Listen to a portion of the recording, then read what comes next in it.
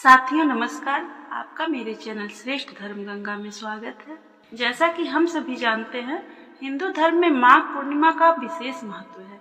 हर माह के शुक्ल पक्ष की पूर्णिमा तिथि के दिन जगत के पालनहार भगवान विष्णु और माता लक्ष्मी की पूजा अर्चना और व्रत किया जाता है।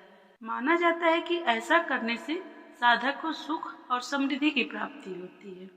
इसके अलावा इस दिन गंगा स्नान और दान करने का भी विधान है। ऐसे में आइए जानते हैं माघ पूर्णिमा का शुभ मुहूर्त और पूजा विधि के बारे में। पंचांग के अनुसार माघ पूर्णिमा की तिथि की शुरुआत 23 फरवरी को दोपहर 3:33 से होगी और इसके अगले दिन यानी 24 फरवरी को शाम 5:59 पर तिथि का समापन होगा।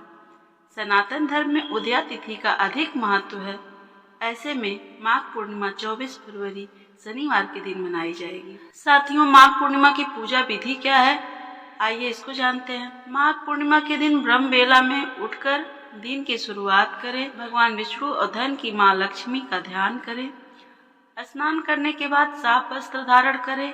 इसके बाद सूर्य देव को जल में काले तिल और कुमकुम मिलाकर अर्घ्य अर्पित करें। चौकी पर कपड़ा बिछाकर भगवान विष्णु और माँ लक्ष्मी की प्रतिमा स्थापित करें। अब उन्हें फूल, तिल, जौ, अक्षत, चंदन और हल्दी आदि चीजें अर्पित करें। घी का दीपक जलाकर भगवान की आरती करें और विष्णु चालीसा का पाठ करें। अंत में सुख, समृद्धि और धन वृद्धि की कामना करें। भगवान को भोग लगाएं और भोग में तुलसी दल को जरूर शामिल करें। इसके पश्चात लोगों में प्रसाद का वितरण करें और खुद भी ग्रहण करें। साथियों, आइए अब हम माघ पूर्णिमा कथा से जानते हैं कि इस दिन का कितना महत्व है। कैसे इस पूर्णिमा के व्रत से ब्राह्मण दंपति के सारे कष्ट दूर हो गए। पौराणिक कथा के अनुसार कांतिका नगर में एक ब्राह्मण रहता था जिसका नाम धनेश्वर था। वह भिक्षा मांगकर अपना जीवन गुजार रहा था। उसकी कोई संतान नहीं थी। एक दिन भिक्षा मांगने के दौरान लोगों ने ब्राह्मण की पत्नी को बांझ कहकर ताने मारे और उसे भिक्षा देने से मना कर दिया। इस घटना से ब्राह्मण की पत्नी बहुत दुखी हुई, जिसके बाद उसे किसी ने 16 दिन तक माँ काली की पूजा करने की सलाह दी। ब्राह्मण दंपति ने 16 दिनों तक माँ काली का पूजन किया।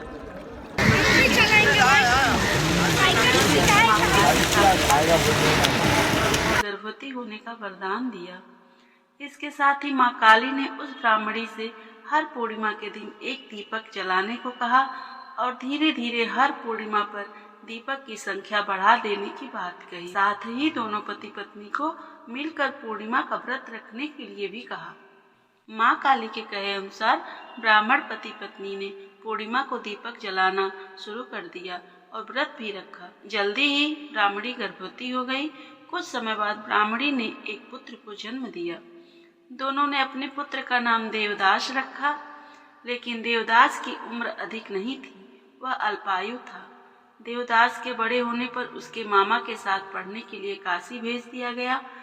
काशी में दुर्घटनावश धोखे से उसका विवाह हो गया। कुछ समय बाद काल उसके प्राण लेने आया, लेकिन उस दिन पूर्णिमा थी और ब्राह्मण दंपति ने उस दिन भी अपने पुत्र के लिए व्रत रखा था, जिसके चलते काल ब्राह्मण के पुत्र का कुछ बिगाड़ नहीं पाया।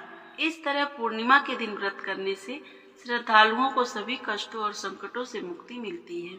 साथियों, पौराणिक मान्यता है कि जो स्त्रियां श्रद्धा पूर्वक पूर्णिमा का व्रत रखती हैं और कथा सुनती हैं, उन्हें संतान का सुख मिलता है, संकट से मुक्ति मिलती है और समस्त मनोकामनाएं पूरी होती हैं। तो आइए सभी बोलिए प्रेम से, माता लक्ष्मी की जय, भगवान विष्णु की जय, गंगा मैया की जय, हर हर महादेव। धन्यवाद।